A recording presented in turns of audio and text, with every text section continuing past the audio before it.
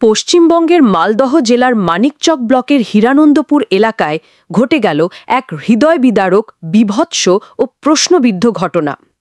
মাত্র ১৩ বছর বয়সী এক কিশোরের রহস্যজনক মৃত্যুর পর তার মরদেহ ৩ দিন ধরে ফ্রিজারে সংরক্ষণ করে পাশে শুয়ে রইলেন শোকাহত বাবা মা। মৃত কিশোরের নাম শ্রীকান্ত মণ্ডল, মানিকচকের ভুতুনিচরের কেদারটোলা এলাকার বাসিন্দা। সে স্থানীয় একটি বেসরকারি আবাসিক স্কুলের ৮ম শ্রেণীর ছাত্র ছিল। ৩ বছর ধরে সে ওই স্কুলে থেকে পড়াশোনা করছিল। গত বুধবার ২ জুলাই রাতে ওই আবাসিক হোস্টেলের ঘর থেকেই শ্রীকান্তের ঝুলন্ত মরদেহ উদ্ধার করা হয়। অভিযোগ, যেখানে একসাথে প্রায় ৪০ জন ছাত্র থাকে, সেই ঘরেরই এক কোণে শ্রীকান্তের নিথর দেহ মেলে। পুলিশ প্রাথমিকভাবে ঘটনাটিকে আত্মহত্যা বলে ধরলেও শ্রীকান্তের পরিবার এই দাবি মানতে রাজি নয়।